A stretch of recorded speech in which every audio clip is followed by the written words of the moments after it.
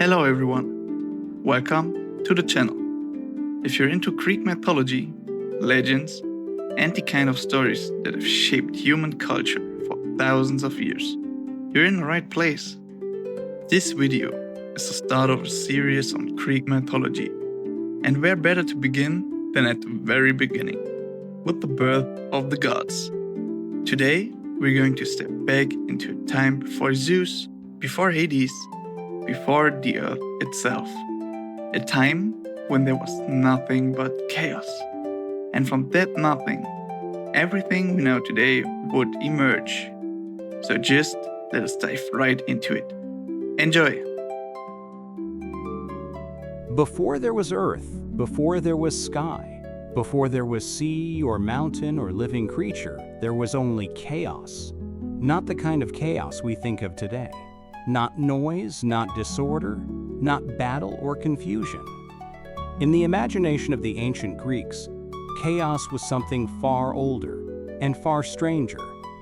It was the yawning gap, the endless void, the formless expanse that stretched in every direction and in none at all.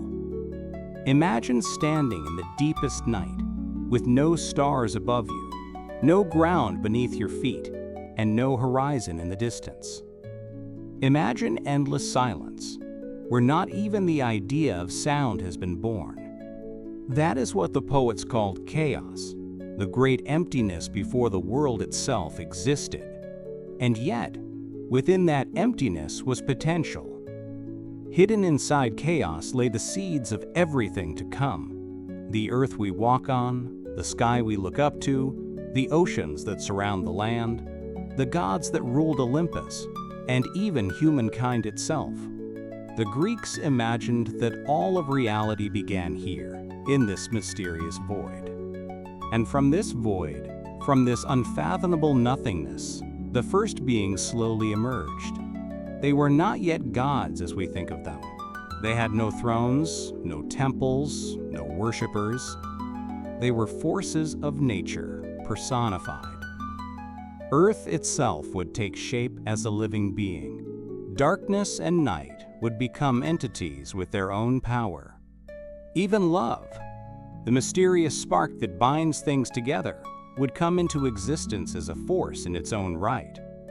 From chaos came Gaia, the earth, broad-bosomed and unshakable. From chaos came Nyx, the night, and Erebus, the deep darkness. From chaos came Tartarus, the terrible abyss, and Eros, desire itself. These were the first foundations of the cosmos, and from their unions and their conflicts, the stage was set for the next generation, the Titans, and later the Olympians, the mighty gods whose stories have echoed for thousands of years. But before Zeus wielded the thunderbolt, before Hades claimed the underworld, before Poseidon raised his trident to command the seas, there was only chaos, and out of chaos, the world began. Part 1. The Primordial Beings. Before there was form, before there was structure, there was only chaos. A void so vast, so absolute, that nothing could yet be named or understood. And yet, from this void, the first seeds of creation slowly stirred, giving rise to the Primordial Beings, the first entities in the cosmos, each embodying a fundamental element of existence. The first among them was Gaia, the earth itself. Gaia was not simply soil or rock. She was alive, nurturing, eternal. She stretched across the universe as the mother of all things, the foundation upon which the world would be built. Mountains, rivers, trees, and the smallest creature of the soil, all were her children.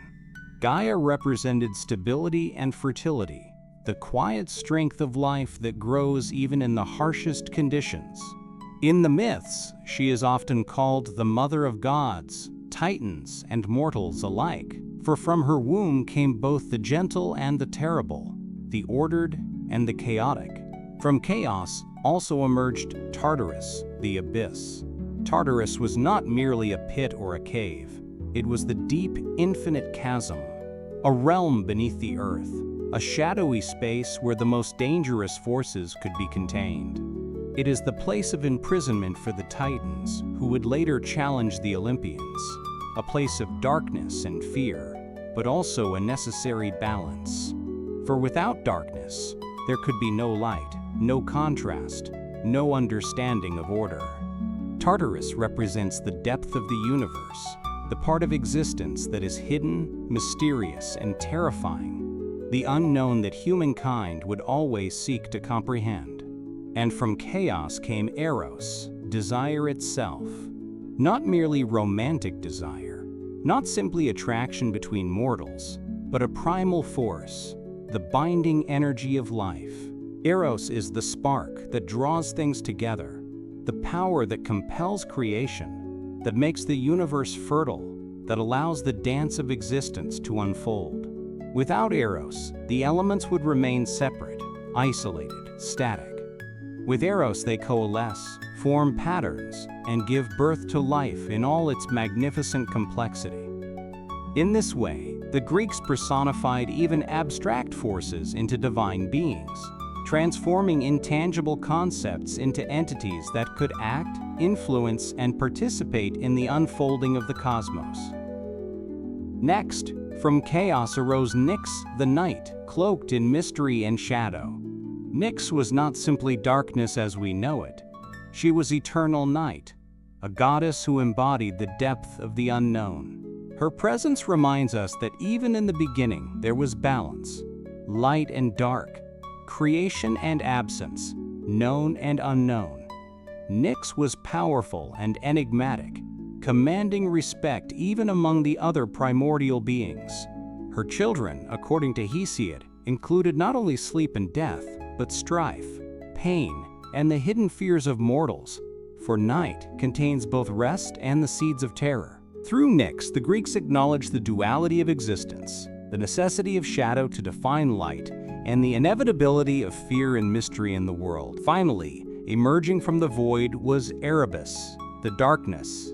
Often paired with Nyx, Erebus represents the shadowy spaces between things, the darkness that fills the gaps in the universe. While Nyx is night itself, Erebus is the black of the void, the subtle shroud of absence that surrounds creation and gives it shape. Together, Nyx and Erebus symbolize that light, life, and order cannot exist without darkness, without the void from which they emerge. These primordial beings were not merely characters in a story, they were symbols, each representing fundamental aspects of existence.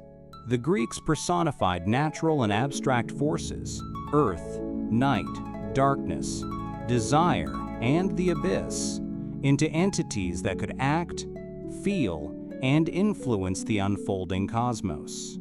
In doing so, they transformed the unknown into something relatable, something they could explore through narrative and ritual. Interestingly, not every poet described chaos and the primordial beings in the same way. Hesiod's Theogony, for example, presents chaos as the very first entity from which Gaia, Tartarus, and Eros emerge.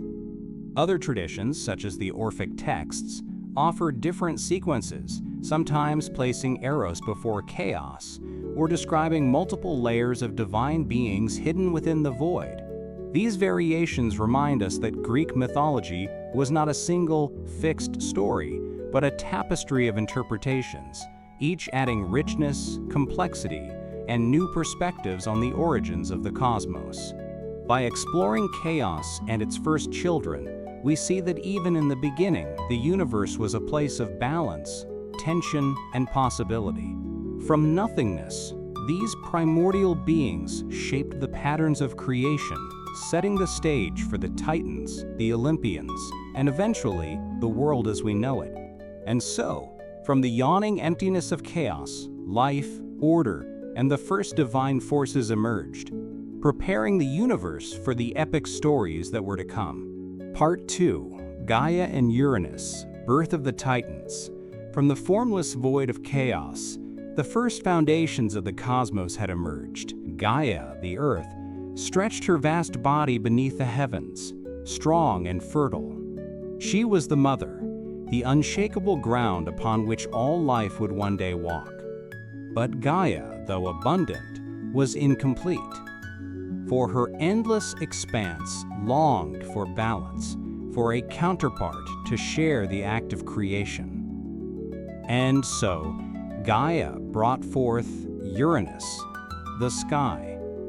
Uranus was the dome of stars that arched above her, the vast and glittering canopy that covered her form. Together, Earth and sky became the first cosmic pair, their union symbolizing the eternal bond between the ground beneath our feet and the heavens above our heads.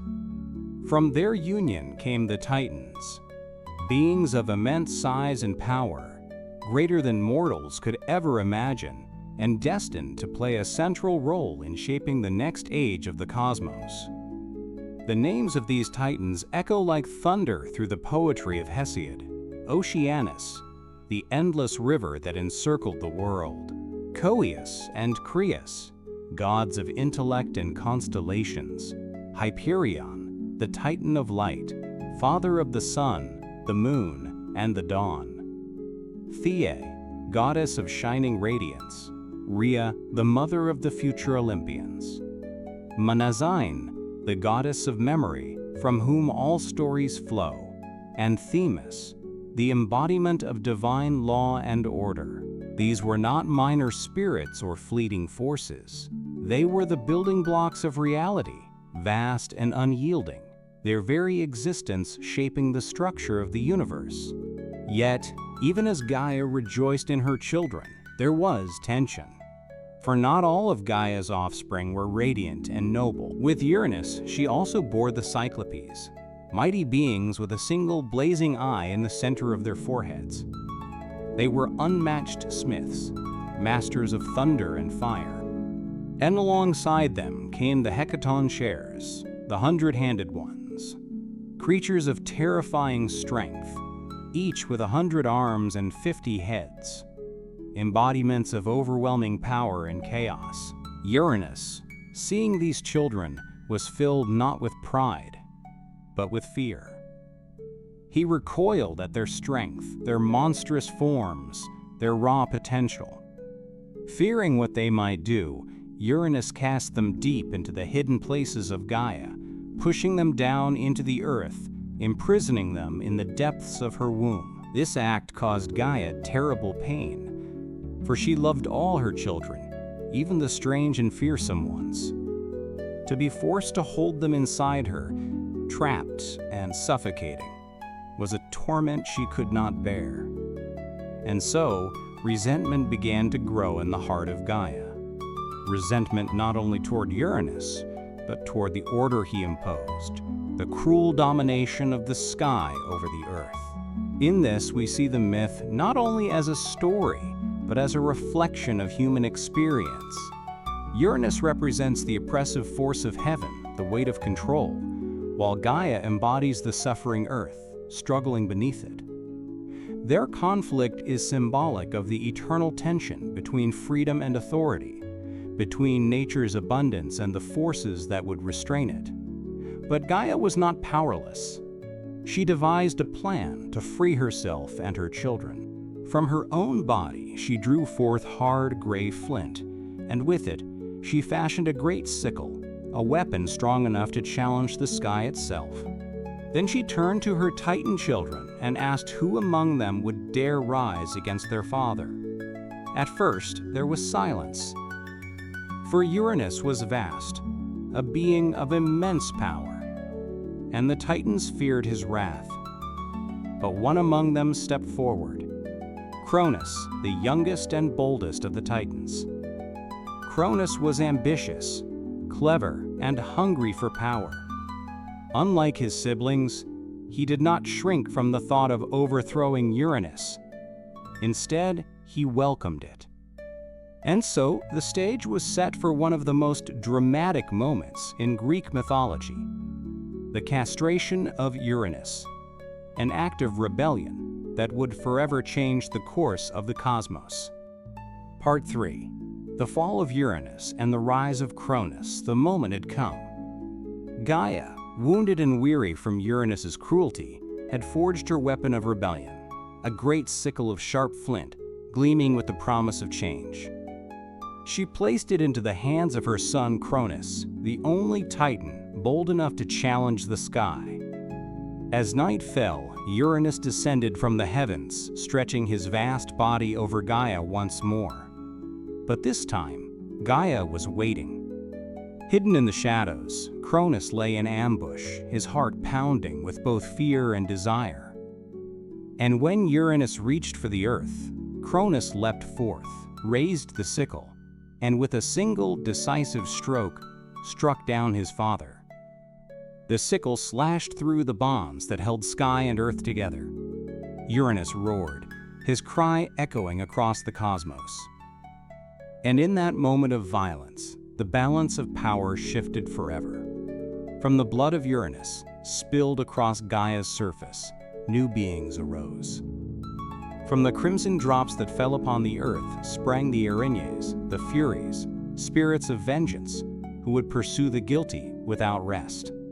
Also born were the giants, fierce and towering, destined to one day challenge the Olympian gods themselves. And from the sea foam, formed where Uranus's severed flesh touched the waters, arose Aphrodite, the goddess of love and beauty. Proof that even from violence, creation could bloom. Cronus, now triumphant, seized power for himself. He declared himself ruler of the cosmos, king of the Titans, master of heaven and earth. The reign of Uranus was over, and the age of the Titans had begun. Yet Cronus's victory carried a shadow. For as Uranus fell, he spoke a prophecy, a curse upon his son. Just as Cronus had overthrown his father, so too would he one day be overthrown by his own child. This prophecy struck at the heart of Cronus, planting the seed of fear and paranoia that would define his rule. And indeed, Cronus's reign was not one of peace. Though he now commanded the heavens, he lived in constant dread of his children. Each time his wife, Rhea, gave birth, Cronus snatched the newborn from her arms and swallowed it whole. One after another, their children vanished into the dark prison of Cronus's belly: Hestia, Demeter, Hera, Hades, and Poseidon. All consumed before they could grow, all stolen from their mother's embrace.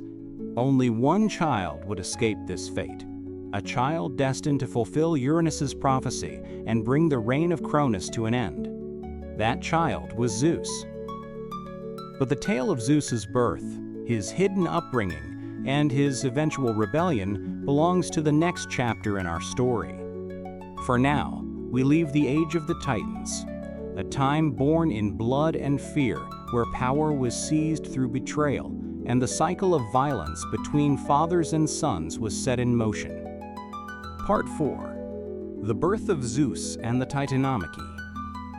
Though Cronus ruled the cosmos with fear and cunning, the prophecy of his downfall hung over him like a shadow he could never escape. Rhea, his wife, watched in sorrow as one child after another vanished into the darkness of Cronus's belly, swallowed before the world could know them. Yet Rhea was clever and determined. She loved her youngest child, Zeus, and she would not allow the cycle of fear and destruction to continue. When Zeus was born, Rhea hid him from Cronus. She wrapped a large stone in swaddling clothes and presented it to her husband instead. Cronus, deceived, swallowed the stone without suspicion, thinking the threat to his power had been eliminated. And so, the child Zeus was secreted away, far from the eyes of his father, in a hidden place on the island of Crete. There, Zeus was nurtured in secret by the divine goat Amalthea, whose milk nourished him, giving him strength and vitality. Guarded by the Curetes, fierce warriors who clashed their spears and shields to drown out the cries of the infant, Zeus grew strong, clever, and destined for greatness. Even in his infancy, the signs of his power were clear. The spark of destiny burned bright within him, and the cosmos seemed to tremble at the thought of his future rise. When Zeus reached maturity, it was time. he returned to confront his father, Cronus, with both courage and cunning. Some myths say he tricked Cronus into drinking a potion given by Metis, forcing him to vomit up his swallowed children: Hestia, Demeter, Hera, Hades, and Poseidon, who emerged fully grown, ready to take their place in the world. At last, the siblings were united, and the stage was set for the epic battle that would determine the fate of the cosmos. This battle is known as the Titanomachy, the War of the Gods. For 10 long years, the Olympians, led by Zeus, clashed with the Titans in a struggle that shook the foundations of the universe. Mountains crumbled beneath their feet, seas roared in fury, and lightning split the sky as Zeus wielded the mighty thunderbolt forged for him by the Cyclopes, now his allies. The Hecatoncheires, the 100-handed giants once imprisoned by Uranus, joined the Olympians, hurling mountains and striking fear into the hearts of the Titans. The war was not merely physical, but cosmic. It was a battle for order against rebellion, for the future against the past, for a new generation against the old. The Titans, though mighty and ancient, were eventually overwhelmed by the cunning, unity, and determination of the Olympians. When the dust of battle settled, the Titans were defeated. They were cast down into Tartarus, the abyss beneath the earth, bound by chains and guarded by the Hecatoncheires, ensuring they could never rise again to threaten the new order. And so, the reign of the Olympians began. Zeus, Poseidon, and Hades dividing the cosmos among themselves. Zeus claimed the sky, Poseidon the seas, and Hades the underworld, establishing a new order that would shape the world and the stories of humankind for millennia to come. The Titanomachy was more than a war. It was a transformation of the universe itself. From the chaos and fear of Cronus's rule, from the secrecy and cunning that hid Zeus in his infancy, arose the era of the Olympians, gods whose stories would echo through temples, poems, and myths for thousands of years. And so, from the blood, rebellion, and courage of a single generation of gods, a new order emerged. An order that would dominate the cosmos and influence every story, every hero, every mortal life in the ages to come.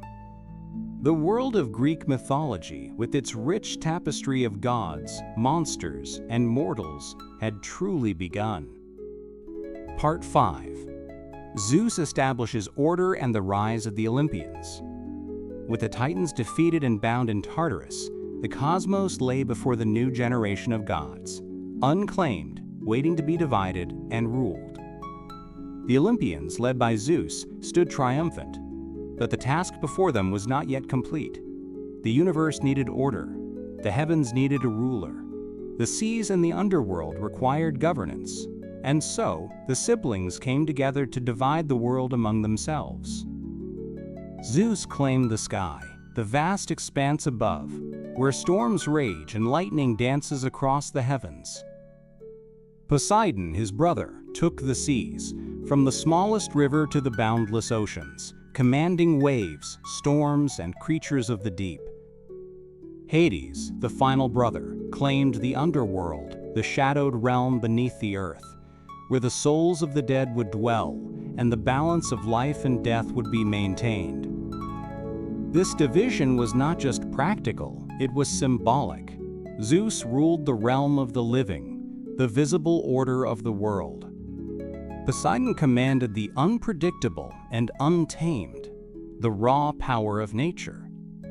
Hades presided over what lies beyond, the inevitability of death and the unseen. Together, they maintain balance, a balance born of struggle, cunning, and rebellion. But Zeus did more than merely claim dominion. He established the laws of gods and men, ensuring that the world would not fall into chaos again. He gave the Cyclopes their thunderbolts, gifting the symbols of power and authority. He granted roles to the other Olympians, Hera as queen and goddess of marriage, Demeter, guardian of harvest and life, Hestia, keeper of hearth and home. From the turmoil of the Titanomachy, the gods forged a cosmos of order, hierarchy, and purpose. And yet, even as order was established, the stories of conflict, love, betrayal, and adventure continued. For the Olympians were not infallible. Zeus himself would face challenges, Hera would scheme, and mortals would inevitably test the gods' patience and wrath. This was the beginning of the Age of Olympus, a world where gods walked alongside the natural and human realms, where myths were born from the interplay of power, desire, and fate. From the vast emptiness of chaos, to the birth of the primordial beings, to the rise of the Titans, and finally to the victory of Zeus and his siblings, the cosmos had been shaped, molded, and brought into a new era. And so, the stage was set. The stories of the gods, their triumphs, tragedies, and endless adventures were now ready to unfold. Stories that would inspire heroes, warn mortals, and echo across the ages. The birth of the gods was complete, yet this was only the beginning. For in the tales of Olympus, every mountain, river, and sky held a story. Every hero, every monster, every mortal life would be touched by the gods in ways both wondrous and terrifying. And now, as we step away from the beginnings and into the age of the Olympians, we begin to explore the rich tapestry of myths that shaped not only the ancient world, but the imagination of all who came after. Thus, from chaos and endless struggle, the age of the Olympian gods was born, an age whose stories would shape Western imagination for millennia. So, that's it for today. Thank you for joining me on this journey into the world of Greek mythology. If you enjoyed the story, please consider liking and subscribing, because there are many more myths, gods, and legends still to come. Until next time, and may the wisdom of the past keep inspiring your present. I see you in the next video. Bye bye.